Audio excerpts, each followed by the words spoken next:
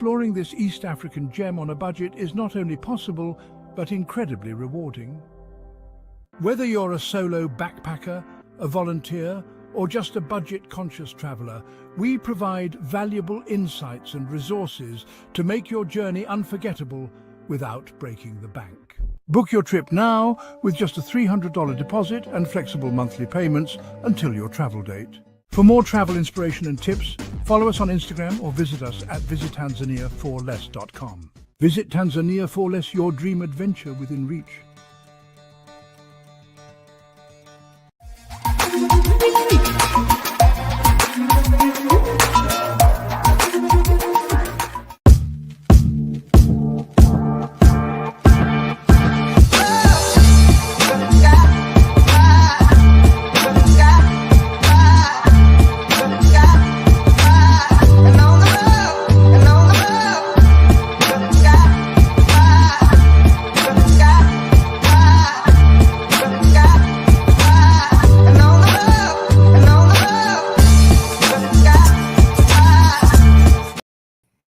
Good afternoon. It is 2 p.m. here in beautiful Muskegon, Michigan. At 2 p.m., we go to Community Focus, our news and information program. As you may know, this program is hosted by my friend and brother Gregory T. Roberts and myself, Melvin Burns II. Gregory T. has been out for a few months. He's recovering from some health issues. Get well, brother. We miss you here in the studio. Hope to see you soon. All right. This is the 29th day of August. Before you say it, yep, summer is winding down. We know that. The weather's telling us that, isn't it? Let me tell you about the weather the next few days. Well, today, low of 45, and I refuse to turn on heat in August, no matter what. A low 45, high of 68. Saturday, low of 49, high of 70.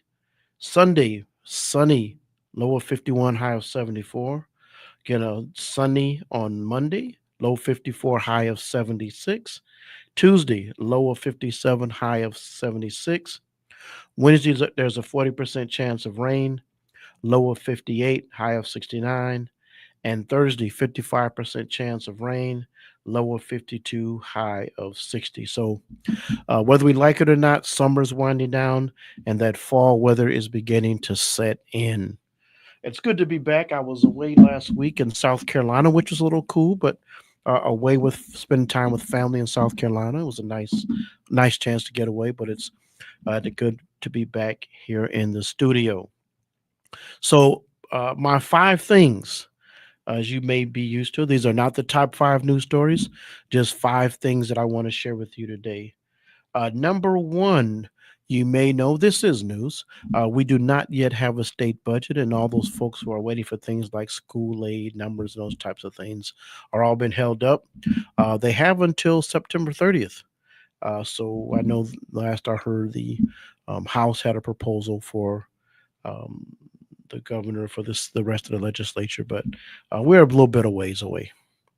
Number two, despite some's pushing for a Nobel Peace Prize, we still have war in the Ukraine. We still have what do you call this mess in the Gaza? Genocide, massacre.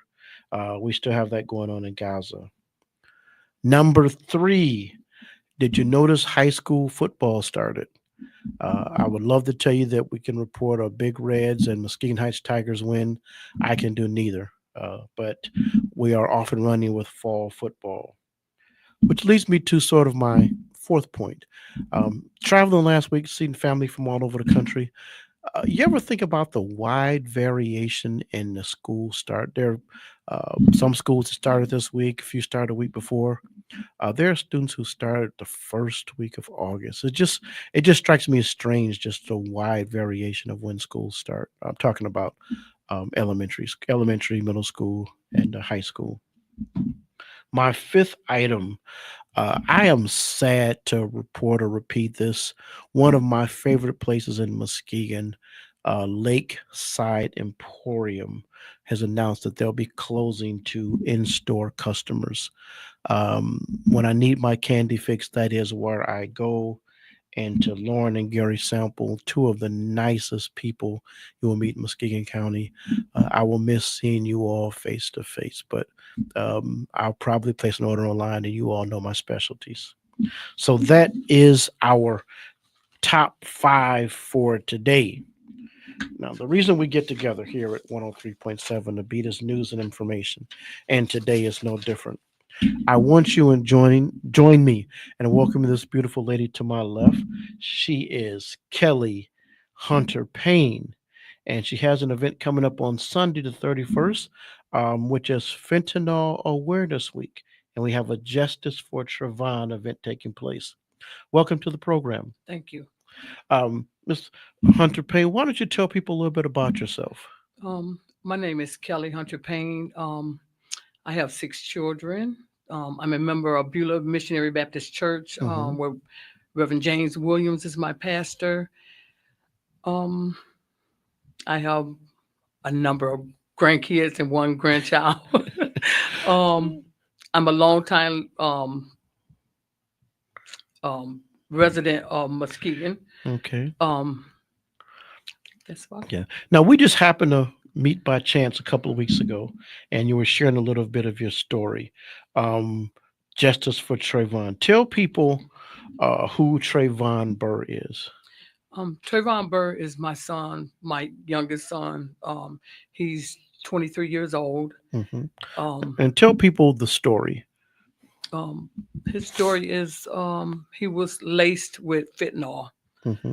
on August 31st of 2023. Okay. I received a call to get to the hospital for Trayvon. Hmm. As I sat there and waited for over 45 minutes, no one never came until a little after about the long wait. The chaplain man came and got me and took me into the emergency room, Hmm. where he laid, filled with tubes and everything. Mm. I'm sorry. No, that's quite all right. And I hate to have you relive it, but I want people to understand the journey that you've been on. Yeah. Is however much you feel comfortable sharing. When I got there, when I got to the hospital, he was already on full life support. Hmm. Everything was already hooked up. As we waited, they moved him to to ICU waiting room, ICU room. Um, I still hadn't got answers of what happened Hmm. to Trayvon until later on in the day. Hmm. The doctors came and told me that he had fentanyl in his body enough for an elephant. Wow. Um, he was, as I waited and waited and waited, there was no response by him. Hmm. They had froze his body to keep his organs preserved. Hmm. As I waited the following day, they actually told me September 3rd that there was no hope for Trayvon. Okay. There was nothing they can do for him anymore. Okay. Hmm. As I told them, I need a moment. September 6th, they told me to call. I need to call all family and friends. I Mhm. called all family and friends, and Mhm. we met up at Mercy. And I went into the bathroom of the ICU waiting room and prayed and prayed and prayed. And God spoke to me and said, "Do what you can to keep your baby." Okay. Then I called my sister-in-law, Pearl Payne Harris, Hmm. who told me what I can do to save him, Okay. to try to help save him, which she told me to get him a trach and a feeding tube. So at this time, were they leaning more toward thinking, do you want to donate some of his organs while he's still alive? Yes. Is that the direction they were going? Yes, Okay. yes. Okay. When I went back and told the internal medicine what I was doing, and they really looked at me like I was Hmm. something was wrong with me, Hmm. and they did that on September 18th. He ended up getting a feeding tube, and September 18th of 2023, he got a feeding tube and a trach. Okay. where he was still on full life support. Okay. No activity or anything. Okay. Um, So now, what did the feeding tube and what did the trach allow him to breathe on his own? I mean, with um, the it what would did it help. do? It would the feeding tube. The feeding tube was to help him to get nutrients into his body. I got His you. feeding. I see. Mm-hmm. The trach was part of his breathing, Okay. which he was still hooked on, Sure. still on full life support. Mm-hmm. Um, on September 24th, they told me that he couldn't no longer stay at Mercy Okay. Hospital. So September 26th is when we moved him to Battle Creek Specialty Hospital, where he was still on full life support. When he got there, they did therapy on him. They were still working as he was still living. He was still alive.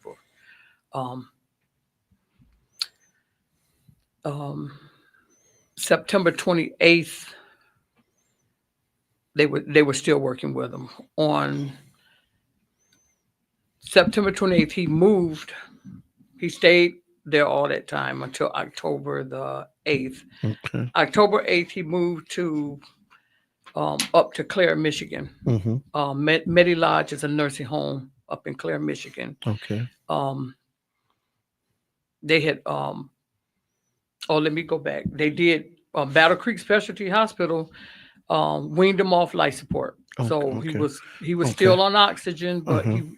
he wasn't on life support anymore. He Okay. started breathing on his own. Mm-hmm. October 8th, he got moved to Medi Lodge up in Clare, Michigan, where they worked with him with therapy and other needs that he needed. Okay. Still no response with his brain. He was he did the brain stimulation. He was completely brain injured. No activity of the brain at all. Okay. September the as he stayed there until November 12th. He moved to Grand Haven Medi Lodge, Okay. where he was still brain injured. Mm-hmm. When we got there, they said his stay would be lengthy. Okay. They weren't expecting him to live. On September the September 5th, 23, he was still brain injured. Mhm. On February 10th of 2024, they did a brain stimulation to check his brain to see how the activity was going. Mm-hmm.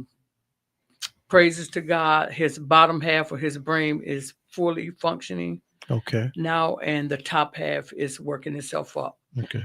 We now have another neurologist appointment on September 4th coming up next week. They'll do another brain stimulation then. Okay. Um, So when you say the bottom half of his brain is working, what does that allow him to be able to do? he's remembering a lot. He done came back to Okay. a lot. Okay. From So he reality. recognizes you and family members Yes. and Yes. okay. Can you speak? No, he can't Okay, talk right now. but he can recognize Yeah. it. Well, I shouldn't say he can't speak because I believe he can, because All right. during the nights, my nights now is not in my bedroom. Mm-hmm. My nights is a blow up mattress at the end of his bed, So and that's where I sleep Let me at. say, so he is home with you now. Yes, he's home. He came home March 19th Okay. of 2025. I get him Okay. home with me, Okay. and I'm doing all of his care. Okay. his You're doing care. it all yourself. Yes. Okay. Do your other children help with the care? Your grandchildren help with the care? Yes, they do. And I can say at first they weren't helping at all. Is that right? And I was being selfish, but I think they were more scared and upset. But Mhm. now everybody is stepping in. I don't care if one of them is lotioning his legs every day. Everybody is taking a part of his care. Okay. Have you seen a difference in them now that they're helping participate in this care? Oh, there's a lot of, he's laughing more. He's moving more. Hmm. There's a big difference in him. Okay. Okay. So it's quite a journey you've been on. Yes. Um, sometimes people have these experiences and um, you know they come out bitter or angry. And I'm sure you've been through a wide range of emotions. Yes. But for you, it's kind of led you on another journey. This event you have. Tell people about the event coming up on Sunday. The event is fentanyl awareness walk. Mm-hmm. I just want people to understand about fentanyl, Yes. how it can hurt you. Yeah. Um, it's not fun at Yeah. all. Well, you, I mean, we hear about fentanyl on TV programs. I've learned more in the last couple of years, but did you know much about fentanyl before this and why they use it in drugs? And I knew nothing about okay, fentanyl. so just share with people what you've learned, just for parents out there who may hear it or hear it on TV, don't really know what's going on with fentanyl. I want you to tell people from a mother's perspective Um, what it is and what's going on with fentanyl. uh, um, my understanding, I'm still doing researches on it, Mm-hmm. but my understanding is a small pill of some type of fake pill that Mm-hmm. the drug people are giving to people. Mm-hmm. Some people take it daily, Yeah. but with him, it was a fake pill which ended up being fentanyl. Hmm. And now I mean, you don't try to pretend like, and again, I thought that you happened to randomly meet your son was using drugs, and you don't condone that. And that was something that you didn't raise him to do. But we find ourselves where we are today, and your mission is you want other parents to know. Yes. In your journey, have you found yourself having to talk to a lot of other parents about your experience? A few, Hmm. and I had to recorrect.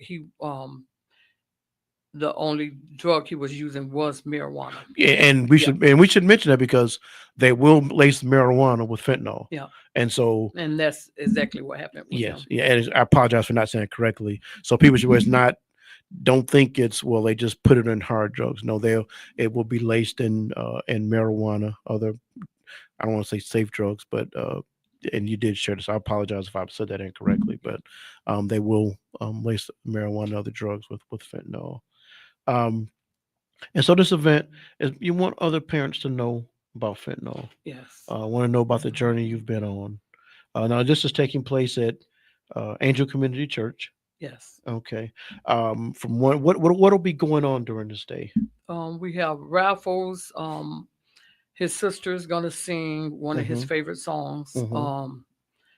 Um, he was raised in church, but Mm-hmm. um, as you know how kids get when they Sure. get older. Uh-huh. But one of the songs that we always heard him sing was "Never Would Have Made It." Okay. So she's gonna sing that. We have pastor gonna pray.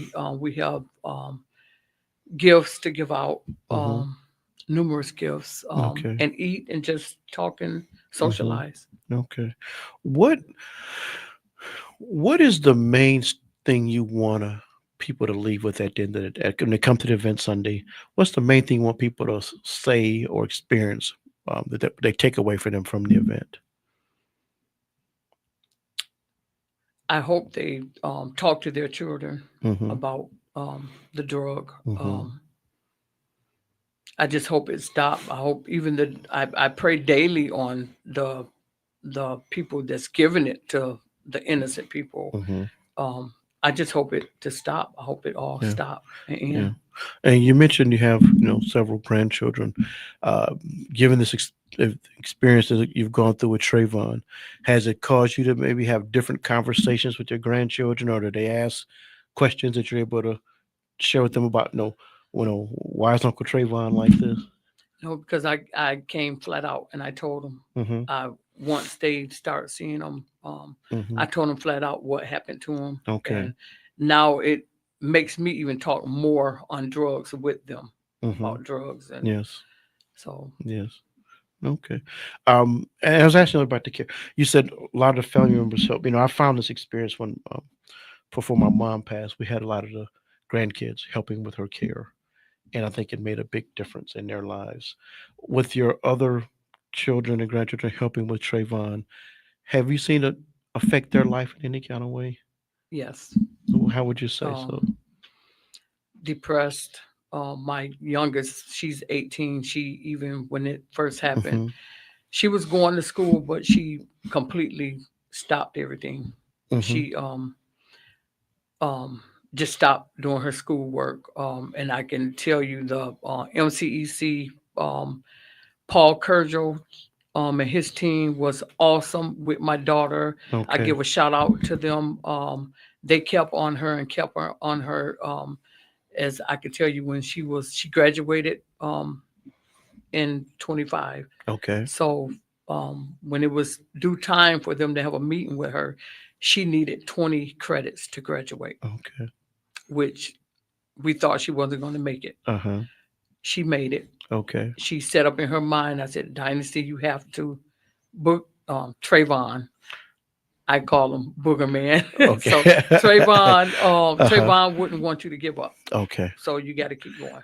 Good. Good. Well, that's great. What's the journey been like for you, from you get that initial news to where you are today? What's the journey been like? Very hard. Yeah. Very hard. Mm-hmm. I lost a lot of family, Mm-hmm. a lot of friends.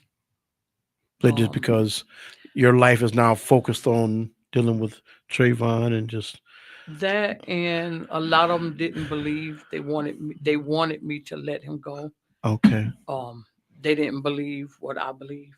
okay, So and so you say raised and trained. This is, I mean, we don't want our faith tested this way, but this is a test of your faith. You said you came out of the room and God told you not to give up on it. yes. And And I can say, and I'm always tell when I tell my story, I'm not ashamed to say I'm 55 years old mm-hmm, and I've never prayed in public. mm-hmm, I was scared to pray. I always did it at home. mm-hmm, Now I can pray, and I can tell you I can, mm-hmm. because God has brought us out. Yeah. He's my Mhm. faith is in God. Okay. All right. So once you go through the event like that, you can't be quiet, can you? No, The Bible no. said the rocks will cry out. Yes. Yeah. So it's had some life changing effects on you. I mean, it's just you say you go through it, but you've been through it as well with your son, and, Yes. and it's changed the person you are. Um, how do we get? People will. Yeah, it won't happen to me. And How there's a do lot of people that think it won't. what do we say? That well, or not my kid. Yeah. What do we say to people that think it won't happen to them?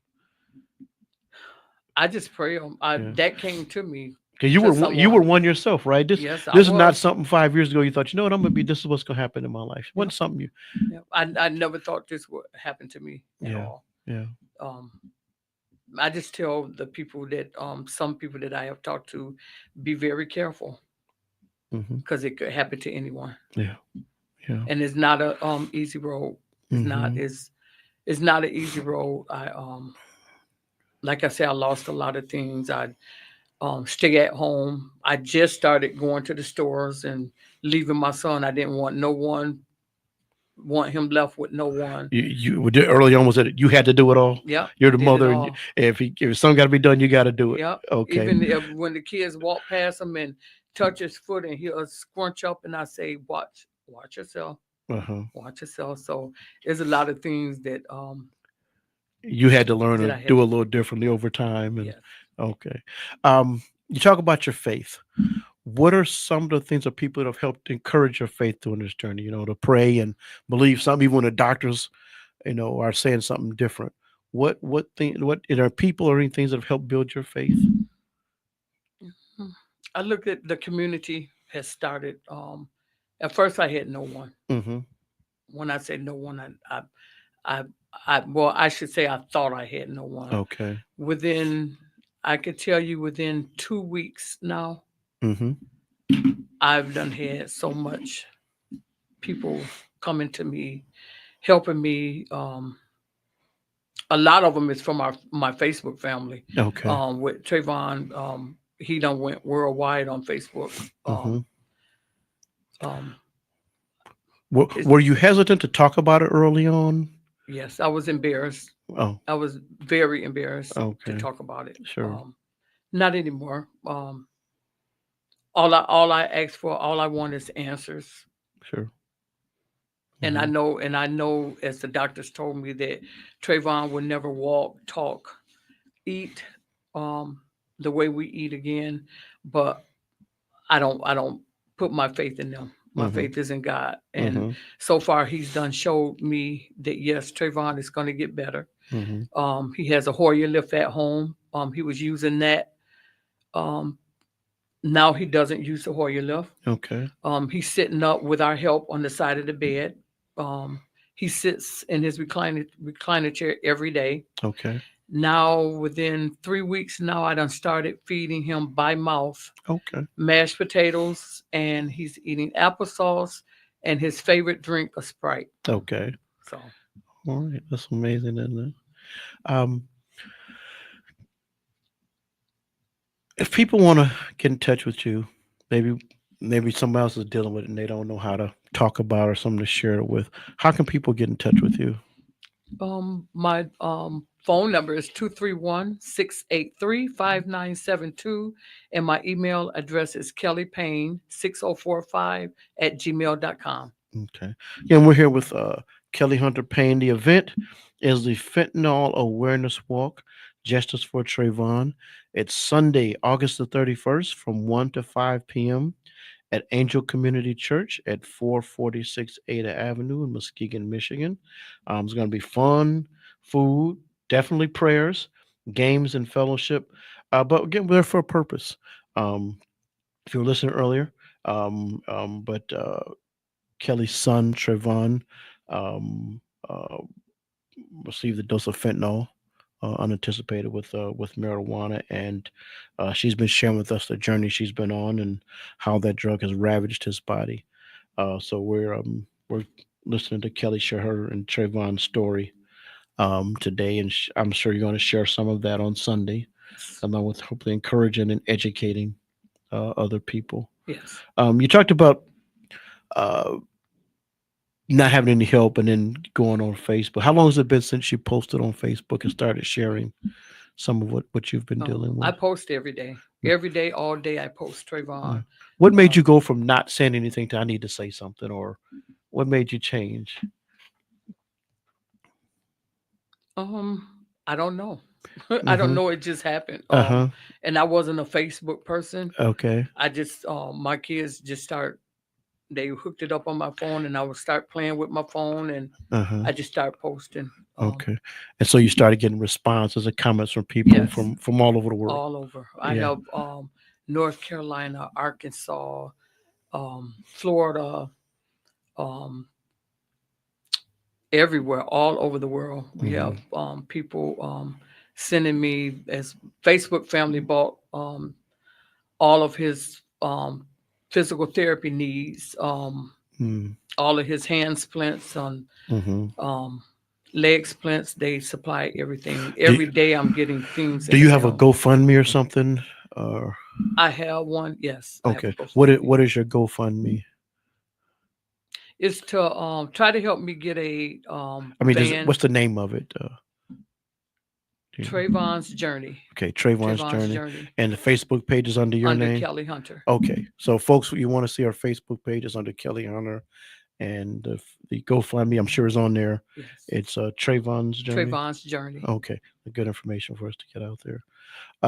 Kelly, we got a few seconds left. Anything that you want to make sure that you say to the audience before we wrap up here? I want to thank all of you all, everybody, for all the help, all the prayers, everything. You guys have been awesome. I love you all. I just want to thank you all, and let's just keep the faith, and we're going to continue walking this journey. Okay. Again, folks, that event is Sunday, August the 31st, from 1 to 5 p.m. Angel Community Church, 446 Ada. The Fentanyl Awareness Week, Justice for Trayvon. Kelly Hunter, thank you so much for joining us in the studio. Thank you for sharing Trayvon's journey with us. Thank you for having me. Okay. Folks, we're going to take a break, and we'll be back with our next guest. There ain't no limit to where you go when you put your heart in it. We going far, but the sky is the limit.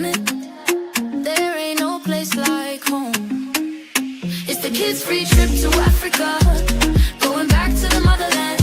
You gon' wish you were there with us. Pack your bags 'cause we're leaving now. Kids free trip to Africa, going back to the motherland. You gon' wish you were there with us. Pack your bags 'cause we're leaving now. Where my sisters at? Where my brothers at? No.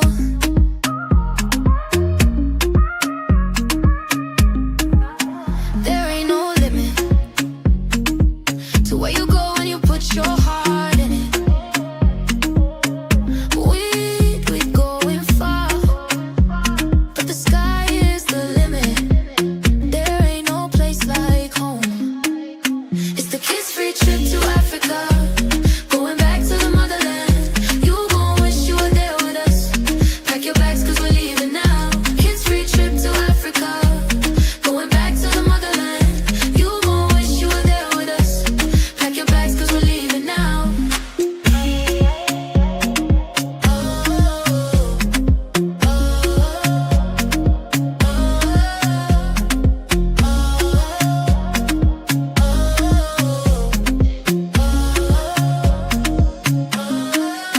It's the kids. This Friday, the heartbeat of the motherland drops. The wait is over. The all-new Umoja Radio Network, home to over 40 Black-owned radio stations and podcasts, is here for you. Connect to the world's fastest-growing collection of unapologetically Black and proud media, from podcasts to independent Black-owned radio stations, and access to the important news and music you need. Umoja Radio is from our culture, by our culture, for our culture. The all-new Umoja Radio is available right now on Google Play and the Apple Store. Join the movement. Be empowered. The 26th of September. Okay. Good afternoon. Welcome back to the program. Again, I am Melvin Burns, your host, and we are here with Miss Priscilla Agnew Hines. Thank you for joining us today. Well, thank you for having me. Okay. We also have some other guests that are going to be joining us online. We have Susan Evans. Good afternoon. I believe Dr. Tam Perry. Yes. And also, I think there's one more. Mitzi Alexander. Mitzi Alexander. Okay. She should magically appear on the screen. I wanted to Sometimes do it it's happening. correctly. Okay. Well, she may join us. Let's do introductions. Ms. Agnew, introduce yourself, and then we'll have Ms. Evans and Dr. Perry sort of introduce themselves. Okay. My name is Priscilla Agnew Hines. And first and foremost, I want to say thank you for allowing us the opportunity to Sure. sit down with you and Sure. go over our planned events. Mhm. Priscilla Agnew Hines with Healthy to Connection Yes. here in Muskegon, Michigan, Mhm. and CEO and founder. Okay. All right. Ms. Evans. Hello, I'm Susan Evans with the Alzheimer's Association Michigan chapter. I'm one of our program managers, and I cover a lot of West Michigan and Central Michigan, including the area around Muskegon. Okay. And Dr. Perry. Hi, I'm Tam Perry. I work at Wayne State in Detroit. I'm the training director of our Institute of Gerontology, and then I'm also a faculty member in the School of Social Work. Okay. Priscilla, tell me about the events that you have coming up. Well, first and foremost, I would like to invite you all out to Tying the Knots and Mhm. Bridging the Divide. Mm-hmm. Most of the time you say Bridging the Gap, Mm-hmm. but I feel that it's time for us to take a deeper dive into not just the gap itself, but I want to look at it as a divide, because there's so many different avenues and pathway that we tend to go down, Mm-hmm. and it's so much division in our communities. Mm-hmm. And so I would like to take the opportunity, because Healthy to Connection is a community-based business. It's a Mhm. platform where we can allow you to be connected with other individuals in the community. And so I say that it is a multi-sided business, and we're resource brokers, actually. And so I would like to allow the opportunity for us as a community to stand up and have a voice. Mhm. And so that if we can bring others into our platform, however and whatever it takes to get the job done, I think that we should be more willing to utilize some of the tools and resources that are put in front of us, actually. And so even right here in our community, right here in Muskegon, with the churches and schools and the many different organizations that are a part of our community, this is the tissue that keeps us together. And so today, with the Alzheimer's Association here, Miss Susan Evans, I did a program at the Reese Buffer Neighborhood Improvement Association for our senior process, and that went over very well in Detroit, Michigan, with Dr. Tam at a Black Men's Brain Health Wealth Conference. And so we're bringing some of those different avenues to Muskegon, and we're combining them and collectively utilizing the resources that we have in Muskegon with outside resources as well. Okay. Ms. Evans, let me ask you, when you say Alzheimer's, until you get a certain age, people don't even think about it. It's not their issue unless they have a direct family member involved. Certainly, I could probably guess that's not the right attitude to have. Tell us some of the things, you work in the area of awareness, some of the things that we ought to be thinking about and doing as we consider this, and other brain health issues as well. Yeah, thank you. It's certainly a common attitude, I think, about it is that, I don't have to worry about that until later. And so when we talk about dementia and Alzheimer's just being the most common, there are certainly other types and causes of dementia.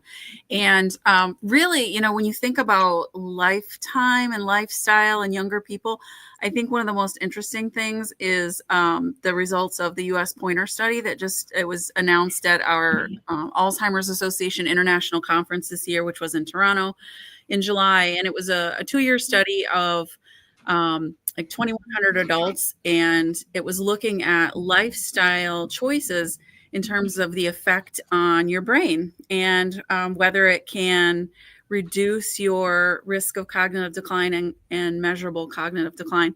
And it was really fascinating. And so as an association, because we now have proof right here in the US among various populations that these lifestyle choices can make such a big difference.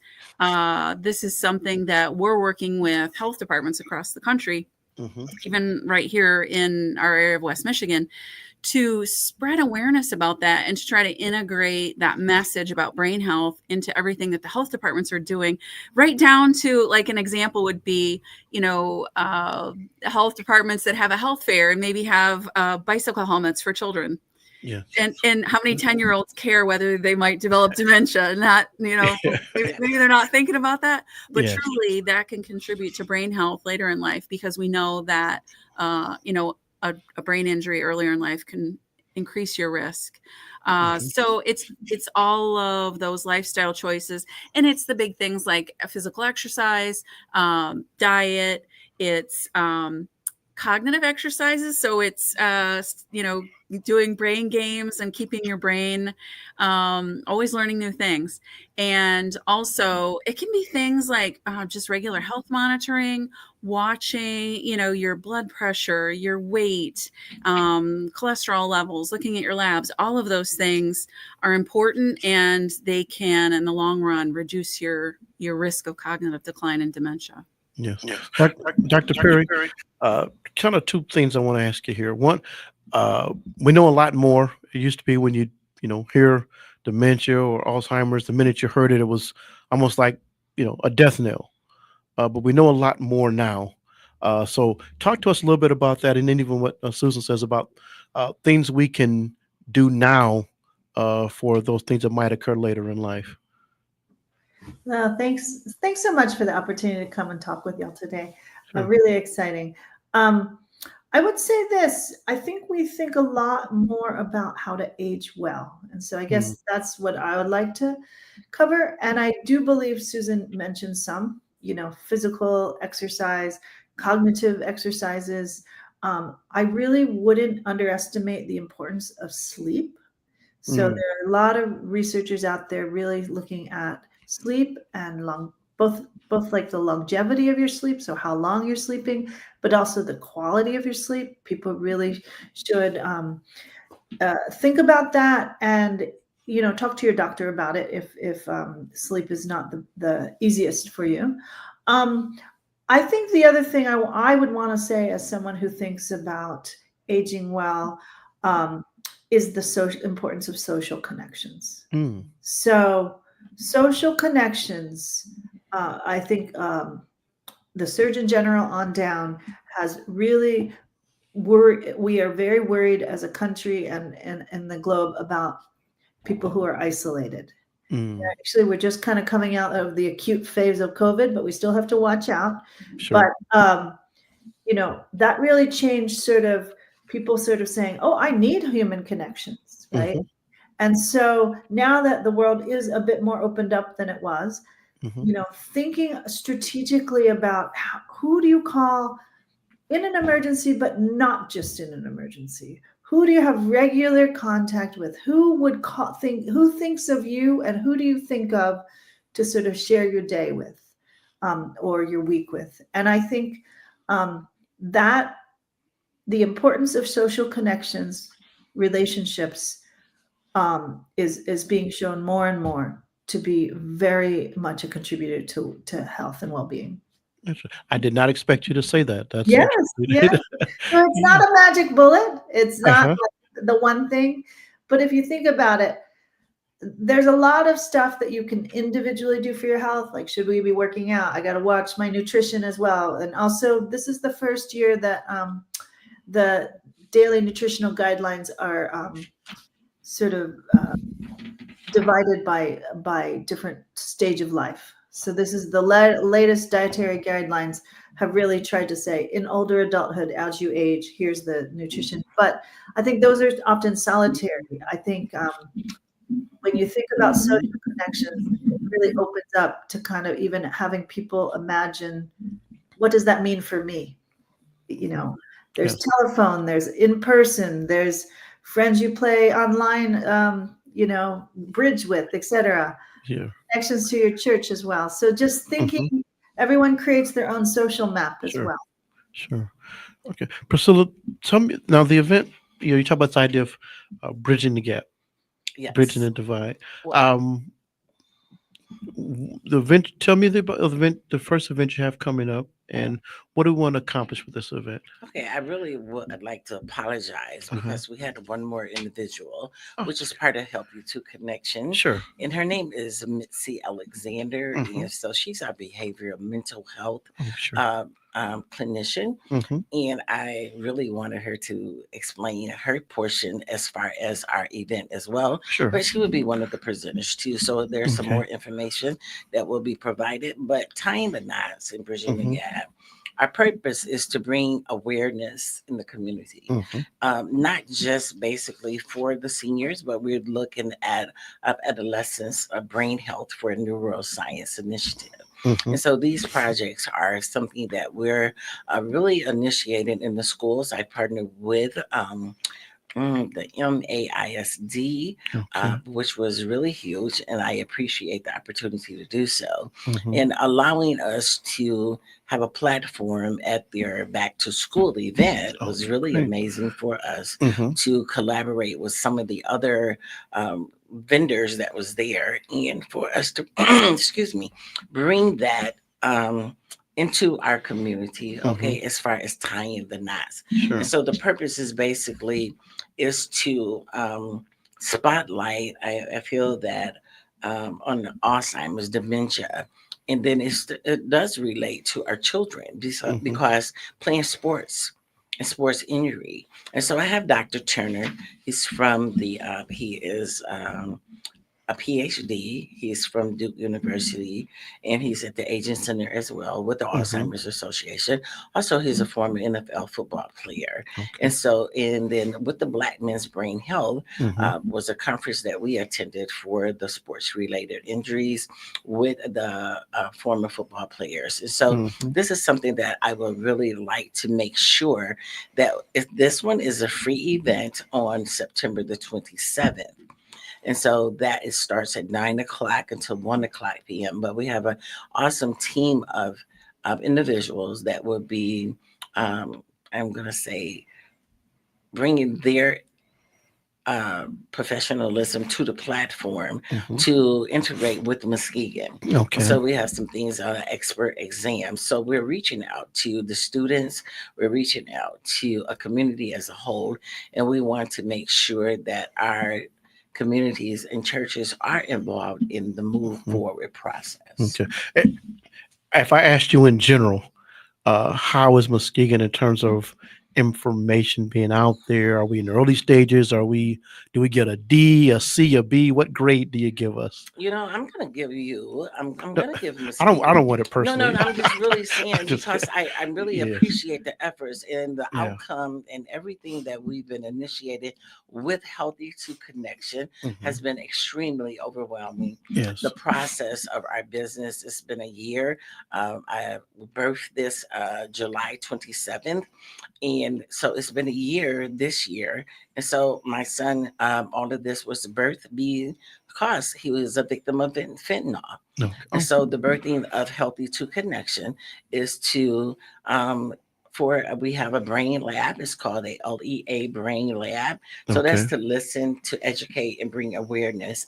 And so that's in all stages. In our life, we need to have some type of voice up. I have a youth group. And so that gives us the opportunity to speak on some of the issues that has been plagued us with stigma and in the community, African-American community, that is, And so we just want to allow you the opportunity. It's time for us to come together and work together, and I feel that more is accomplished when the Bible says there's two heads are better than one. And so I am a firm believer that if we continue to strive, we're going to thrive. Okay. Yeah. Let me ask you, I'm a sports guy, and I grew up playing sports. Are we doing better with getting information out there with parents, kid injuries for young people, following up? I didn't know then. I had a couple of concussions playing football in high school. I thought they were headaches. Are we doing better with getting information out and protecting young people so they don't have these issues later in life? Yes, I have Dr. Abigail from, I am partners with Michigan State University and University of Michigan, and Dr. Abigail, she was here for our March 26th event, and she will return as one of our guest speakers from the University of Michigan in regards to injury prevention for the concussions. And so this is what Dr. Turner will also be speaking on, and to bring those two things so that it's sports related. I have grandchildren that play volleyball, but you can fall and still bump your head, know? And so these things are vitally important that we bring all of these things to the platform. Okay. And even the thoughts of dementia and things of that nature, a lot of those people, they fall. Yes. Yes. And so, Susan, what other organizations do you find yourself interacting with, or is it changed over time, where more people are wanting information or seeking out information? Well, we're happy to be a free speaker for any group.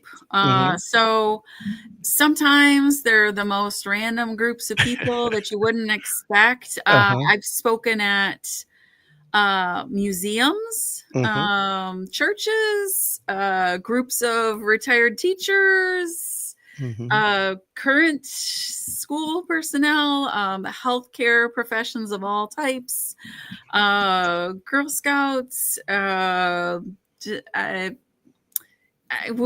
happy to talk to anyone, as we say, anyone with a brain, because it's something that anyone with a brain should be concerned about, because even if you haven't had someone in your family or known someone with Alzheimer's or dementia, we all need to take care of our brains. And so, yes, we're always available. And the Alzheimer's Association is a national organization. So anybody anywhere who's looking for a free speaker to talk about brain health, the things that Dr. Perry mentioned are all part of our our big campaign right now is 10 healthy habits.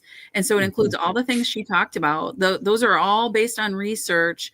And the interesting thing is there's an exponential effect too. When people do multiple of those things, it's an even more profound effect on reducing cognitive decline when you do several of those together. So really, yeah, I mean, just any group of adults, I don't know that it's really changed. I feel like maybe over the last, maybe in the last 5 years, I think I'm doing a lot more of the preventive, the wellness discussion, because people think of us as just being, helping caregivers and helping people with dementia. And to be able to be out and just talk to groups of adults about the difference between Alzheimer's and dementia and what we can do every day. I feel like there's been a lot more of that, just wellness talks to groups that are interested in just healthy outcomes. Okay.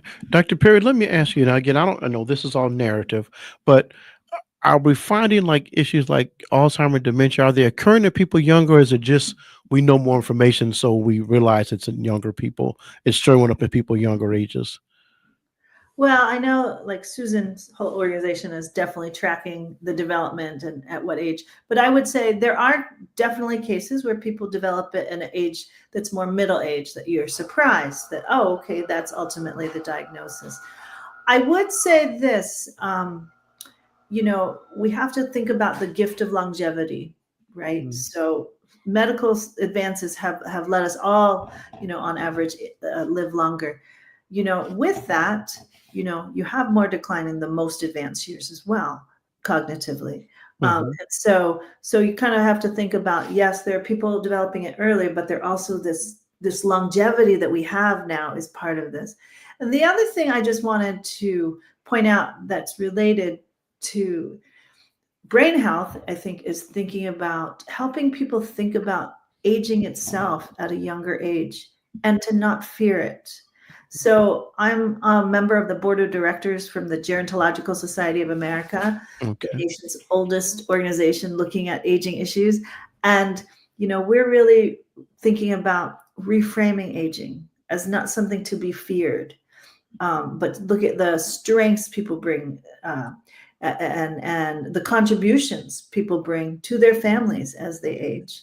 So there's a whole body of literature or research on productive aging, how grandparents are contributing to their grandkids. They're tutoring them, they're feeding them, they're housing them sometimes. So that's, and they're mentoring them, how they're contributing to their communities, like volunteering or even working still. Not everyone is out of work, done with work. So this idea of reframing aging is also really important, as well as the first thing I said, which is helping people at any age imagine and plan for a long life. Okay. Let me ask you both, disparities in men and women and amongst racial groups. Yes. Other than yes, but I mean, Yes, how big are they, and do we know what contributes to it? Okay, I'll just take a stab at this. So the disparities are there, inequities are there, they're structural. Also, there have been a lot of communities of color harmed by research. And so one thing I do as part of the Michigan Center for Urban African American Aging Research, which is based at Wayne State, but it's actually the three big universities, Michigan State, and Wayne State, we all come together. We do a lot of outreach to sort of acknowledge the harms of research, but still invite people to participate, that we have to have persons of color participate in research. So that's honestly, and I'll be speaking a bit on that in my presentation on the 27th, about why it's important to share your experience, and to share what has happened to people. The inequities, I think we have to look carefully at, like waiting room times, like response times that differ by community, access to medical expertise. So there's resources, and we worry about inequities, but we have to look at the specific ways people are harmed, and look more deeply. So there are a lot of researchers documenting sort of what they find in differences. And then they're sort of getting this research to policymakers who can try to make a difference. So that's called translational research. And Okay. people are really trying to do that. We also must acknowledge the context we're living in, where inequities only have the possibility to increase when funding is cut. Sure. Right. So we have to be worried, and we have to pay attention to national and statewide funding and policies, because this directly contributes and will contribute more to inequities. Okay. Susan, did you want to make a comment or? Sure. Yeah. In terms of, risk for cognitive decline, Black Americans are definitely at like twice the risk of white Americans for dementia. For Hispanics, it's like 1.5 times. We also know that for women, women have higher rates of dementia. And there was something that came out of the Alzheimer's Association International Conference this year, some of the research where they're trying to figure out, like, this was about women specifically, and there's something related to how traumatic brain injury affects women's brains that might cause them to have higher rates of dementia, and also something related to chemo for women who undergo breast cancer treatment that could be contributing to the increase for women. But aside from that, I'm trying to think if there's anything else specific. I guess on a positive note, one of the things from this Poynter study about the lifestyle choices is that the people who had improvement, there was no difference in race. So the benefits of these lifestyle choices is just as good, no matter your racial background.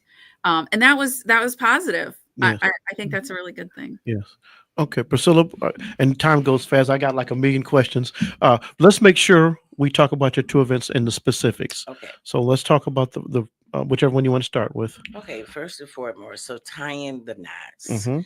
and Black Tie Affair. Okay. The Black Tie Affair Mm-hmm. is an opportunity for us as a community to come together. We don't want to always just pound on the negative or Sure. things of that nature. And so you have to have some social Sure. activity that's Mhm. involved. And so this is what the Black Tie Affair, Okay. it's a dinner dance. Okay. And we're going to have this, it's being held at the Century Club here in Muskegon, Michigan. Okay. We have a DJ. And so I'm going to say advancing health Mm-hmm. and through education, Okay.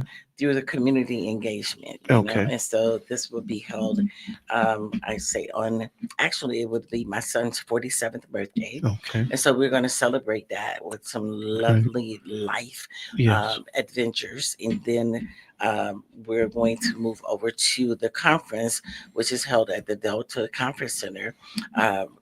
It starts at 9 a.m. Okay. until 1 o'clock.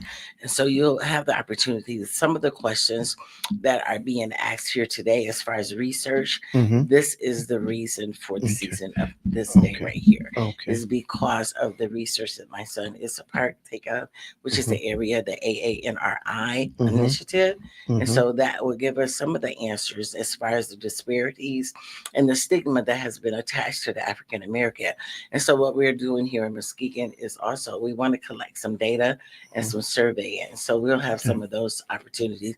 This event is a free event on Okay. Saturday, the 27th of September. Okay. And the speakers at that event will be. Yes, I have a multitude, but Okay. here our featured speakers is Mhm. Dr. Robert W. Turner, Mhm. PhD. We have Dr. Elvin C. Hathaway again, but he will join us this time via virtual. And then we Mhm. have Dr. Tim Perry Okay. and Dr. Abigail from the University of Michigan, a couple more doctors from Okay. Wayne State and Okay. Detroit. Great. How can folks get in touch with you? Well, my email address and my phone number is here. My phone number, business phone is 616 502-4711. My cell number is 231-343-4678. We're looking for sponsors. We have vendoring tables. There are sponsorship opportunities. You can go find us take a look on Eventbrite and up under health and wellness, and you will find our information there. You can scan it. We have some flyers and information that are circulating in the community as well. Okay. Susan Evans, how can people reach you in your organization? Thank you so much. The best way, the easiest number is our 24/7 helpline. We are always available, and they can put you in touch with someone locally, or you can speak to someone right away on the phone. We have master's level clinicians who can answer any questions. Our number is 1-800-272-3900, and that's our 24/7 helpline. Okay. And same question for you, Dr. Perry. I would say the best is by email. Dr. Perry, TEPERRY @Wayne, WAYNE.edu. Okay, thank you. There is never enough time. Susan Evans, Dr. Perry, Priscilla Agnew Hines, thank you all so much for joining us on Community Focus today. I learned a lot. I'm probably going to, you may get a call from me. It's a fascinating area. I'm aging as well. But I thank you so much for educating us, and we hope folks will take advantage of the event on the 26th and 27th. Keep doing good work out here. Thank Okay. you, and we look forward to continue working with you. Yes. Appreciate your opportunity to be here in this space with you. You're more than welcome. Folks, thank you so much for joining us on Community Focus. Brother Gregory T., get better. If you want to talk about living well, college football starts Saturday. My wife and I have our whole day planned. We won't be leaving house. Don't call. I want to give a shout out to my wife. September 1st will be our 1-year anniversary. So we're going to spend it watching football. Congratulations. Thank you. Thank you so much for joining us. This has been Community Focus. Thank you. The wait is over. The all-new Umoja Radio Network, home to over 40 Black-owned radio stations and podcasts, is here for you. Connect to the world's fastest-growing collection of unapologetically Black and proud media, from podcasts to independent Black-owned radio stations, and access to the important news and music you need. Umoja Radio is from our culture, by our culture, for our culture. The all-new Umoja Radio is available right now on Google Play and the Apple Store. Join the movement. Be empowered.